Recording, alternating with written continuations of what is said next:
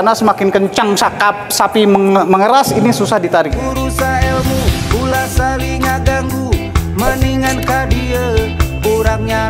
Nah, tapi kalau disimpul seperti ini, kayak gini, ya. Kalau kita simpulkan gini, ya kan? Ini bisa aja masuk ke sini, ya. Ngikatnya seperti ini.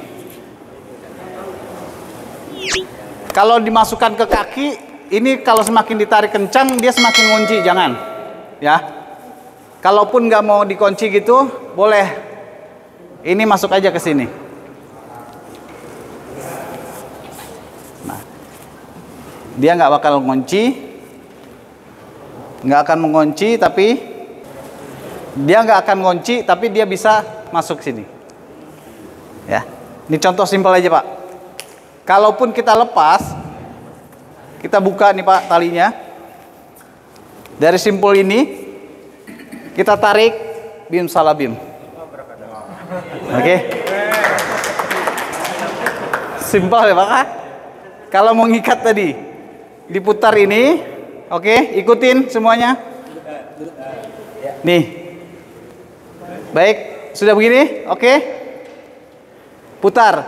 1, 2, 3. Tarik pongkolnya ini, tarik ke dalam. Nih ujungnya, tarik ujungnya ini, masukkan ke dalam. Ya. Masuk sini. Nah, sudah seperti ini, bisa, ya. Baru kalau mau dikunci bisa. Kalau ini untuk kunci mati nih. Kalau kita kunci gini, terikat di sapi, nggak bakal bisa lepas. Susah, malah susah untuk lepasnya, ya. Lebih keras karena semakin kencang sapi mengeras, ini susah ditarik, ya. Bisa seperti ini juga boleh, ya. Contoh simple. Bisa? Masukkan terus seperti itu. Nah, buat simpel ya, Pak. Nah, Bapak tarik ini bisa jalan nggak? Nah, coba Bapak tarik kencang. Oke? Baik, sudah bisa, Pak, tadi, Pak? Contohnya? Ya, ini sebagai contoh nih, Pak. Pisaunya panjang tapi tidak tajam, mesti digorok-gorok. Pisaunya nggak tajam, pisaunya pisau dapur, bisa diputar. Itu boleh. Nah, ini terjadi di tahun kemarin, Pak. Nyembelihnya pakai celana pendek, ya. Nyembelihnya pakai celana pendek, Pak. Terus dinyembelihnya sapi sudah seperti ini, Pak. Pisau, Pak, tuh. Sapinya udah seperti ini, dia pakai celana pendek, motongnya sapinya diinjak. Sapinya diinjak, dia motong ini. Ini yang terjadi. Ini rangkaian ibadah loh, Pak.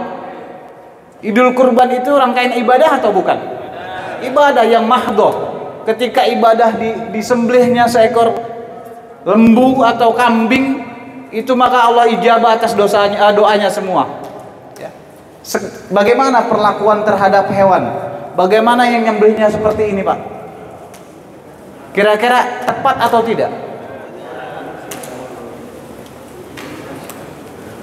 Setelah dia potong seperti ini, Pak, diinjak, ceplak, sudah selesai, dijilat, Pak, lidahnya. Tadi kalau bisa pakai laptop saya aja langsung jalan. Oh, enggak kompatibel. Ya. Dijilat lidahnya, selesai itu ditempelkan ke sini, Pak. Dipeperkan bekasnya.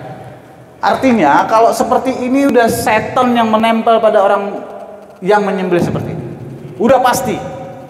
Karena sebagai pengalaman saya, ya, waktu zaman masih muda tuh, Pak. Masih muda, sekarang udah tua. Ya. Masih muda itu, gangking gagah-gagahnya, sapi 650 kilo, Pak, kita pelintir. Waktu kita mau motong, tiba-tiba Allah, setan tutup mulut kita untuk membaca bismillah. Ini terjadi pada diri saya. Untungnya di sebelah ada kakak ipar yang selalu ikut saya. dia selalu mengingatkan, Ali, bismillah ya Allah Akbar. Tepat pada nempel leher ditarik, Allah mudahkan saya untuk. Karena di dalam lingkungan sapi atau di area yang kita siapkan untuk menyembelih sapi itu Pak, banyakan orang kan taruhnya di kepalanya di atas pohon, di batang pohon ya Pak ya, atau di tiang, di batang pohon Pak. Kalau pohon yang sudah lama, udah tua, kira-kira tempatnya bersandar jin atau bukan? Betul nggak? Bersandarnya jin.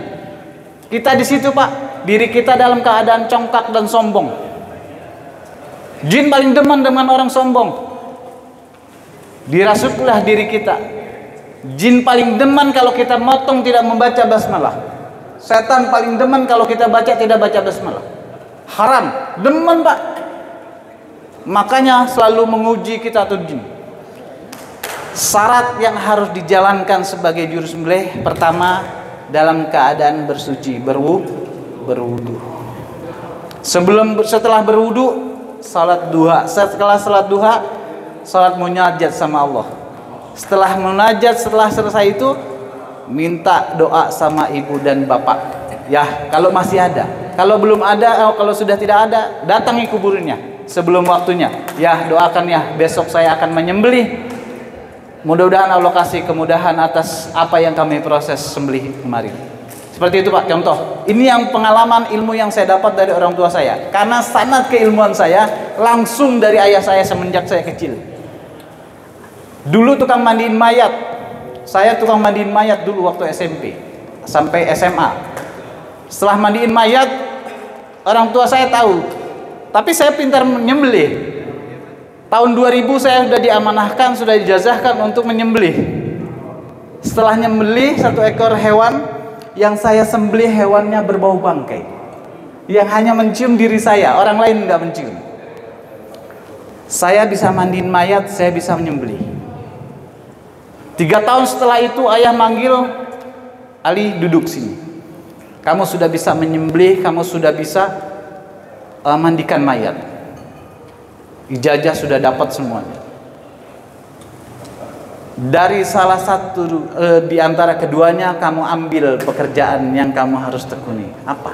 Saya kasih waktu 7 hari untuk istikharah. 7 hari setelah istikharah ditanya, dipanggil kembali. Apa kamu sudah dapat apa yang kamu inginkan? Insya Allah sudah ya. Saya pilih penyembelihan. Kenapa ya? Kenapa saya nggak boleh dua-duanya? Khawatir nanti di saat kamu menyembelih ada satu ekor hewan yang akan kamu sembelih akan berbau bangkai. Pada 1 tahun yang lalu sudah kami cium, orang tua saya nggak pernah saya ceritakan apa yang saya apa yang terjadi atas diri saya. Jadi dari 2 pekerjaan yang fardu kifayah ini tidak boleh diambil dua-duanya. 1 saja cukup. Kalau ngefak di bagiannya pemandian mayat silahkan. Kalau ngefak di bagian penyembelihan ambil, dua-duanya manfaat, insya Allah. Ya.